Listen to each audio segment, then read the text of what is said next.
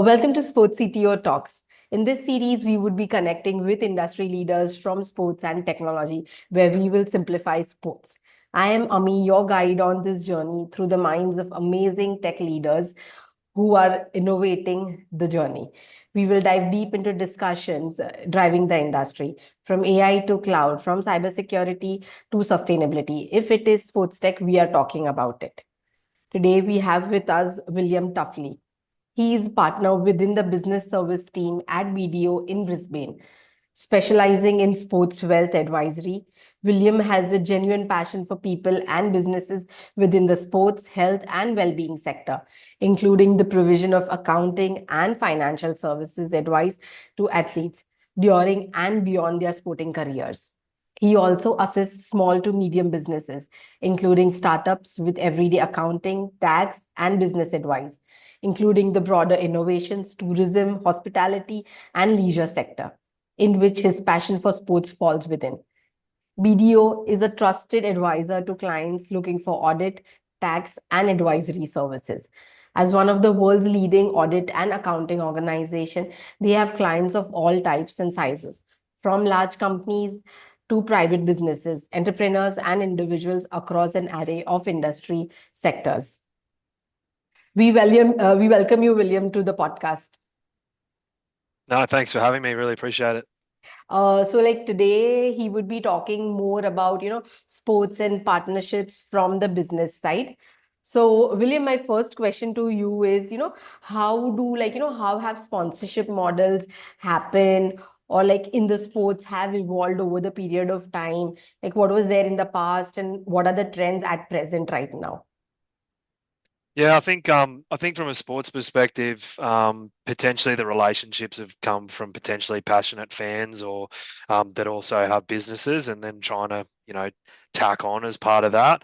But I think as sports are maturing more, I think there's tending to be a bit more strategic alignment in who their sponsors are rather than just either the biggest cash cow or the reason that people are putting the money behind. So I think there's probably a bit more commercial strategy that's starting to evolve around the sponsorships, especially from the sports perspective.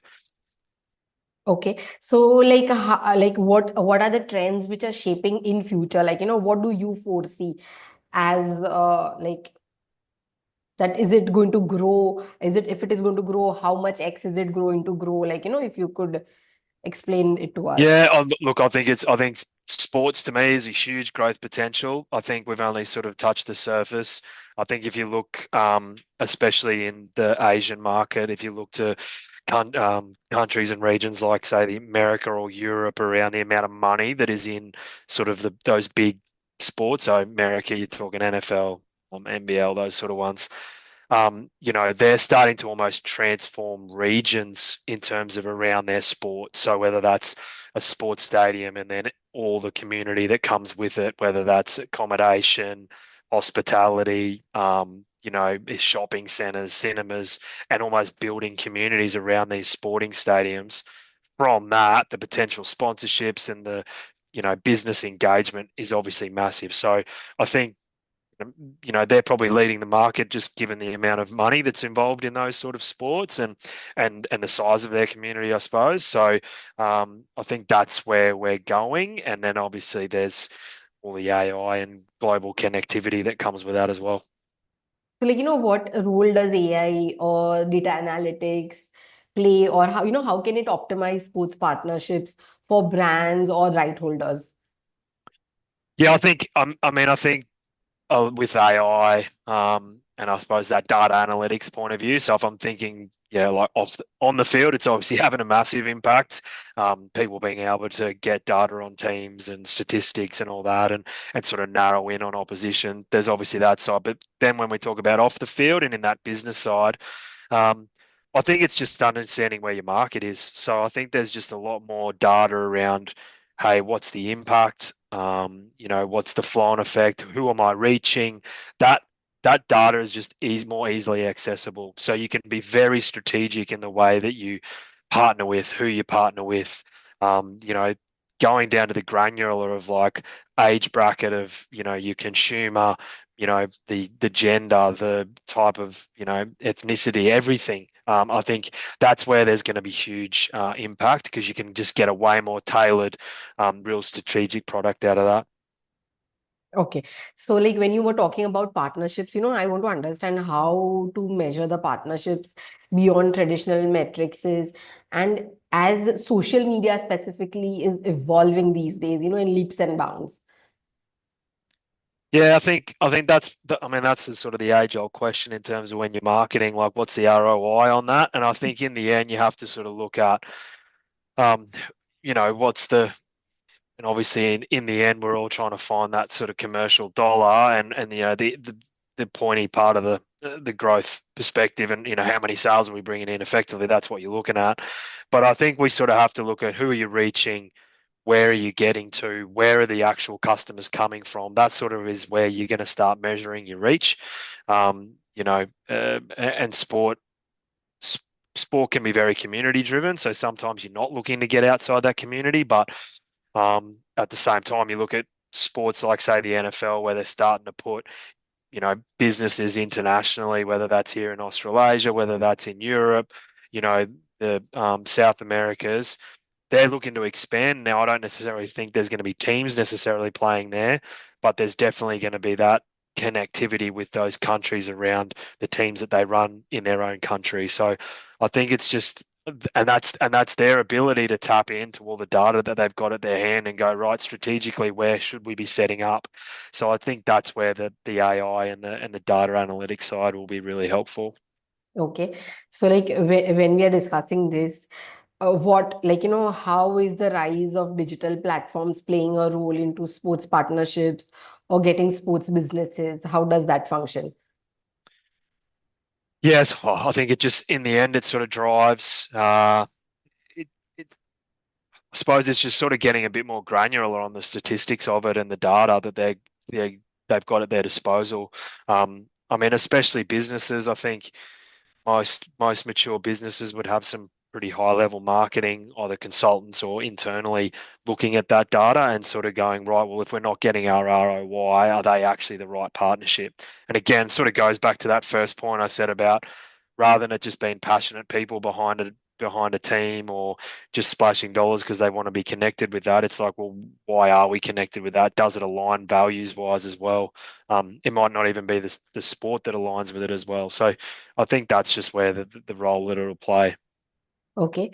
And like other than partnership, like when we talk about sponsorships, so like is it like reaching to all the levels, like if we talk about grassroots level sports, women's sports, or sports into the disability segment, like there are multiple angles from the sponsorship point of view also.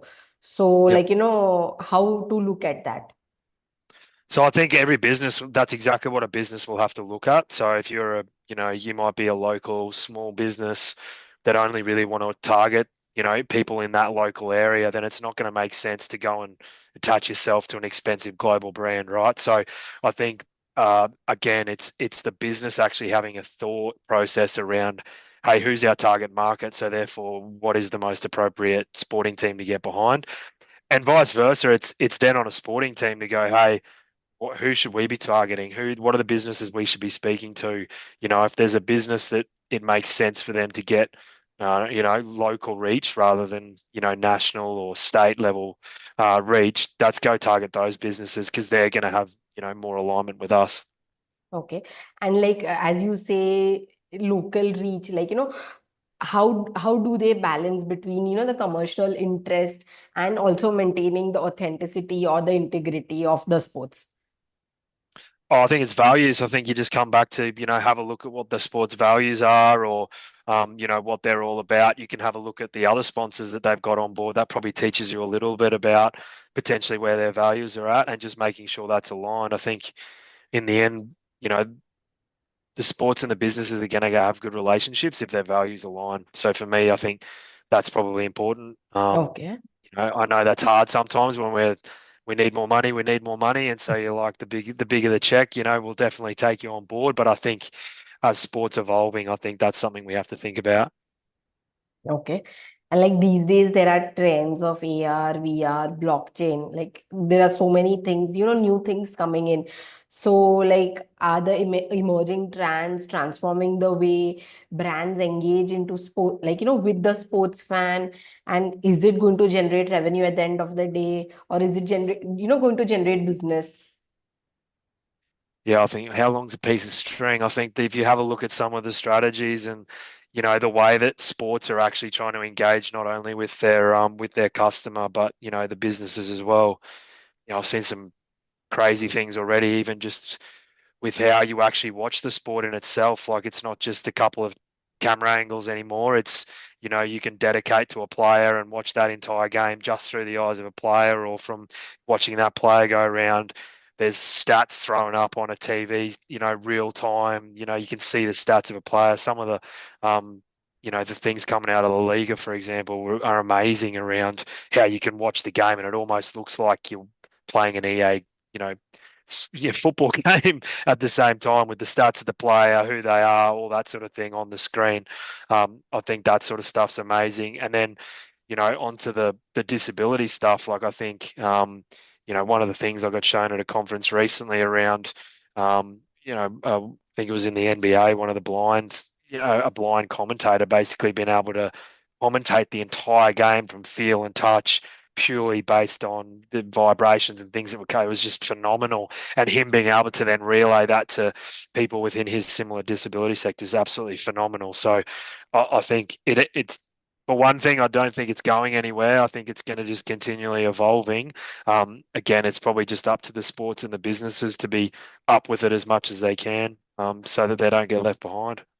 Absolutely. Here, like, I would like to even add into this, like in the Indian IPL also, like last time they had translators for people with a hearing loss.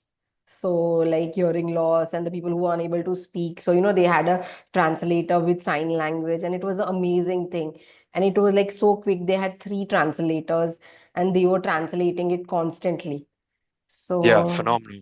absolutely, Yeah. And absolutely. I think the more we can engage everyone, the better, right? So the easier we can make it for people to be able to get behind sport, watch sport, um, you know, understand what it's going on, even with whether it's disabilities, language barriers, all that sort of stuff. I think it's really cool. True.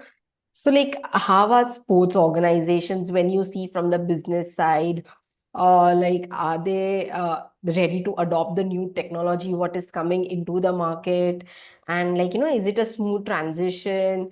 And, like, is it creating more of personalized or, league specific or club specific? Is it enhancing it in any way? Yeah, I mean, again, it probably depends a little bit on each sport, and the adaptability of each sport. It probably depends a little bit on how much money they already have and how much they dive into it, right? So, I think, if you're a big sport, you've probably got a little bit of an advantage because you can put a bit more money into it. So, it probably does depend a little bit on the sport. Um, I suppose from a business perspective, probably the same as well. Those big businesses can spend some money, but I think that's probably a good thing because they probably have the money to be able to spend it to engage those sort of people that, otherwise would be left behind. Absolutely. Like this is the culture of startups. So, like, what is the business model around that? Like, should sports tech startups grow? Like, are they growing? Or, like, what industry are they selecting? Like, is it ticketing or is it into fan engagement? There is going to be some verticals. So, what do you think? Like, what is the trend right now? Um, it's probably a little bit of everything. I think definitely how we can help people with disability get on a sporting field and make, being able to access sport a lot easier. I think you're seeing a lot of that. Um, Seeing a lot in how we can enhance grassroots and get sport to more people. And I think, countries like Australia, where we're massive, trying to get out to the country regions and get sport out to those country regions, I think is something that we're seeing a lot of in terms of some of the tech. Um, and, and I think probably, and obviously, just talking to Australia here, obviously with the Olympics coming up here in Brisbane in 2032, obviously sports tech's a huge agenda item, and everyone's sort of talking about it. So I think the more, yeah, we're seeing a lot more of that sort of sports tech, not just the tech, but definitely that sports tech with that coming up. Um, and there's probably a fair bit around high performance as well. So there's always like, how can we take it to the next level, the next level, the next level? So you're seeing a lot in that sports tech from a high performance point of view. But I'm seeing a lot in terms of how do we, yeah, engage a lot of people. So that fan engagement, yes, 100%, because that's what sporting organisations want. They're like, how do we engage the fan? How do we do more for them? How do we get them to be stickier fans? But there are some, good ones around, disability and grassroots as well. Okay. Like as we were talking about AR and VR and everything, so there is another role of NFTs and digital collectibles also evolving these days into the sports segment. So like what are the goals? How do you see the partnership strategies happening, and like what is happening into that space? Yeah, I mean, this is an area where I'm, like, I'm not, how do I say this? I mean, I'm a bit of a traditionalist, I suppose. So I'm very much like, I like real sport. Not, and that's not having a go against esport at all. I think esport's got its place, and I think it's awesome. And if it's getting people engaging and doing all that, great. But I'm probably a bit of a traditionalist around. I like seeing, True. footy or cricket or whatever sport it is on the ground. I like going to the sport. I'm not a big one on, as much as I try and watch as much sport as I can. I love being there. I love being in the action, and being foot on the ground. So, yeah, that world scares me a little bit, to be honest, Amy. But again, it's going to have a role, right? Like, it's more around, again, I think it is more around the fan engagement and trying to get people drawn in, and then hopefully from that we can feed them into being, people on the ground fans as well. So, the more that we can help people access sport, I think in the end, hopefully that's the overall purpose of what we're trying to do. Whether that's from a community, whether that's a physical well-being, whether that's being connected with people, as long as it has a positive outcome. And I think that, to me, that's probably one thing I'm really big on from my perspective. My personal perspective is sport should always have a positive outcome on Absolutely. society, right? As soon as it's having a negative impact, it's not being done right. So, and I think as long as that's sort of always in the back of people's mind when we're looking at sport, if it's having a positive outcome, awesome. That's do it. If it's having a negative income, we need to rethink negative impact. Sorry, Yeah. we need to rethink it. So that's just probably a big world thought, but I think that's probably something that I really need. I think sports only going to be, should only be a positive outcome for people. Absolutely, absolutely. So, like, when you were talking about fan engagement, I just want to understand, like, have the fan engagement expectations back then, like, were they different, and are they changing right now due to the social media, due to, like, people getting involved into sports at a massive level these days? So, has it changed, or, it is gradual? Like, Yeah, it's definitely changed. I think, definitely from like a globalization point of view, if you think about even just the channels that people are watching, and I mean, even from my perspective, I go outside into our rec room and people watching basketball and NFL and stuff, like they wouldn't have been watching that 10 years ago. So the access to sport, and the different types of channels you can watch and the different types of sports you can access, that is definitely evolved. Even things like, um, being that, doing the manager stuff and doing, you know, creating your own team and having competitions with friends and stuff around picking your teams and that sort of thing. Like, that's I think that's probably something that's been in America for a while, but probably something that's now funneling globally. I think a lot of the thing that is driving that, though, is that betting world. And I think that's probably what scares me a little bit, is around how do we get that right? There's obviously so much money in betting, and a lot of revenue. And it's like, that's great, but how do we make sure that that's, again, a positive outcome and it generates positivity rather than negative outcomes? absolutely. So, like, when you were discussing about this, another question is like into strategies, partnerships, like, branding and companies having their own reputations. So, what are the things you need to take care from the perspective? Um, Again, I think the biggest thing for me is value. I just think you have to make sure the values align. You look at things where there's been, and that probably comes from everyone as through the organisation on both sides. So, there's been a few examples here in Australia where players have come out and said, "Hey, this is our sponsor. We don't like that because they don't align with my values," and Okay. so that's sort of blown up and had a big kettle fish, and whether that's not a right or wrong thing, it's just that's what's happened. So I think sporting organisations and businesses need to understand that there's a lot of people involved, and they need to make sure everyone's sort of running in the right direction. Not everyone always is. There's always going to be friction and things here and there, but I think that's coming, and more people are willing to sort of stand up and say, hey, we don't want this sponsor coming in because they don't align with our values. And whether that's a player or a CEO, there's going to be voices said. So I think we can't shy away from that. Okay.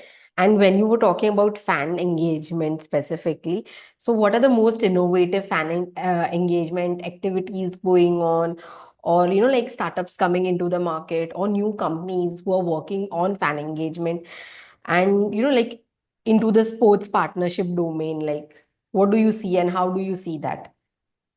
Yeah, I mean, there's so much stuff that's happening from a fan engagement point of view, as you said before. Little things like, you know, um, I mean, even from a fan engagement when you're actually at a ground, I think that has changed dramatically, or it is changing. Like ticketless sort of going through and it just knowing who you are. Like there's examples in the States, obviously already where you're not even swiping a credit card. You're just basically picking up the product, walking out, and they know it's you. You get charged to your card. Not leaving your seat, and people coming to you and things dropping you off, and I think that's only going to continue to evolutionize. I think, and there's being a standard set, and then it's always expected that if it's something new, it's got to be at least that, and then that'll just keep evolving. I mean, I know there's a lot of people on the ground here in Australia who've already started looking at what stadiums are over there. We've obviously just had the announcement here in Brisbane that we are going to build a new stadium for the Olympics. So that conversation around, well, what's the minimum expectation there, and not just from a fan engagement point of view, from a disability point of view, from safety point of view, risk point of view. There's obviously a lot to look at there, but even just from an, I suppose, yeah, fan engagement, there's that. Even just when you're at the ground, fan engagement, how does that work? How do you engage the fan there? um, but then there's also, beyond that, how do you engage the fan when they're not at the ground? So, and that can be little things like even the type of content that you're putting out, how personalized is it with the players? Um, what are they doing for you from that perspective? Um, and also just how you watch the content. So, what channels are they on? What's streaming? Everything from there. So there's heaps of that in that fan engagement perspective, and it's becoming very tailored.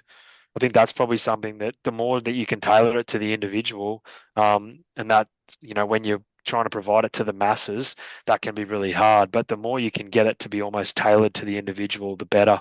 So, even if you look at the content that is coming out now, you can watch the full replay, you can watch the 25-minute version, you can watch the 10-minute version, and then you can watch the 5-minute version. So, there's heaps of that sort of stuff out there as well. So that's not going away anytime soon. Absolutely. So, like, as you said, like 5 minutes, 10 minutes, 25 minutes. So, the younger generation is all onto social medias, and, like they would like to see quick reels of certain things. So, is that impacting the sports industry in some way? Like, are we adopting to it, or, like, how is it growing? Yeah, the YouTube culture of just watching those snippet videos over and over again. Yeah, massively. I think. I mean, even if you look at sports themselves, like every sport is almost trying to create a quick version of itself. Whether that's T20 cricket now. T20 cricket's too long, so now we're doing 100, and then it'll be 10-10, and I'm sure at some stage we'll have a 5-5. But you know, other sports like rugby's had sevens for a long time, and it's funny, sevens has really picked up in this generation around that short games, little quick bites. So yeah, I think all sports are sort of looking that. Basketball's got the 3-on-3 or whatever it is now at the Olympics. So yeah, I mean, futsal's sort of been around for a long time, but that sort of stuff's growing. So yeah, definitely seeing that emergence for sure. Absolutely. And when you were talking about Olympics, I want to understand, like, are sports franchisees leveraging social responsibilities or covering the SDG goals and, building stronger communities in different ways? Like, has it started? Is it happening? Or like, what do you see? Yeah, well, definitely, like in Australia, it's definitely been talked about. Obviously with 32 coming up, I think the goal that's been set is, a zero carbon game. So like everything that comes with that. You've got all your sports that aren't going to be involved in the Olympics. Then we've got some big ones here. So even with the stadium, the two sports that are probably going to benefit from that are cricket and an AFL. But it's the bigger picture, right? It's like, right, but there's a big stadium, but it's not just going to be for those two sports. There's going to be, what concerts can we have there? What other events can we have there? What's around that? What are there's so much to that. The big thing for me from that perspective is, yeah, where can we service the rest of the community that fits outside the cricket and AFL circles? What else are we going to service sort of that 24/7 7 days a week sort of thing? As I said, concerts and events, and could be commercial events, it could be other events that we've never been able to have here before because we just haven't had the capability to hold them. So I think, yeah, definitely that's something that there's been heaps of discussions Okay. ever since we got the Olympics 4 years ago, I'd say. So, like, when you were talking about this, how, like, from the business angle, how like, what do you see sponsorships, partnerships emerging? Like, is it going to benefit at the end of the day? Is it happening? Or, it is still going to remain? Is it a challenge even today? Yeah, I mean, I think it's always a challenge because I think business have evolved and sports change, and people within the organisations change. So yeah, that's always going to be a challenge. Um, I think probably the biggest challenge that's coming is probably around that ESG space, just because there's going to be requirements even from like a small business that if they're not hitting certain ESG requirements, the businesses above them that may have certain ESG requirements are going to expect that from them, even though there may not be some tax law or legislation around that small business. That's going to be the real challenge. How do we capture that data? And I suppose ESG is a really long piece of string, right? You can look at it in however you want to look at it. So, whether that's any of those key pillars within ESG. So, I think that's going to be a real challenge about how we measure it, how that's reported, but also how far down the chain we report it. Like you could be part of a massive, massive business where you're hitting all these ESG requirements, but then all your staff that you potentially can't control, say what car they buy, or what they do at home, does that then impact your ESG level? I don't know. Like, where's the again? Like, I think there's a huge piece around that, so that's going to be the biggest challenge, I think. Absolutely. So, like, what are the last question? Like, what are the trends you see in the next 3 to 5 years into the sponsorships and partnership segment? How is it going to evolve? I think the biggest thing is probably having a look around. Like, I think again, it's more of a long-term focus. So rather than being a sponsorship, it is a partnership. And right, how do we align values? It's not always going to potentially be around money. It might be about, right, what's the other added value? Yes, there might be a paycheck handed over, but where else can they contribute? So, that might be as far as, say, a building and construction company partnering up because they might be the ones that are going to get the building that helps, help that sport, from that perspective. So I think it's thinking around outside the square. I think the other thing that's going to really change, and I think where sport needs to think is where are there opportunities or partnerships where sports can come together and actually utilize double resources, and that could be sponsors as well. So I think that's something that I think we really need to think about and trying to centralize some things where, especially for those littler sports, I think the big sports, they're fine. They're big commercial beasts. They can run themselves. But those smaller sports, it's sort of like, right, well, we can't have a full-time, commercial manager or a CFO or that. But if we could have a CFO that could run over 3 or 4 sports and we sort of run together, I think that's where there could be some real change. And I think that's probably needed, to be honest. Absolutely. William, we'll move on to the next segment in the podcast. That's the rapid fire round. I'll ask you a few questions. You'll have to be quick in answering. You cannot think. Okay. Okay. Who is your favorite player all time? Name one. Oh God. Cricket's probably Mark Waugh from the early days. So there you Oh, go. That's a good one. okay. If you had to visit a stadium in lifetime, if you're getting one-time opportunity, which stadium would you visit? That's a great question. Probably Wembley, just for like a rugby union game, just probably from a personal perspective. Okay. Biggest buzzword in sports business right now.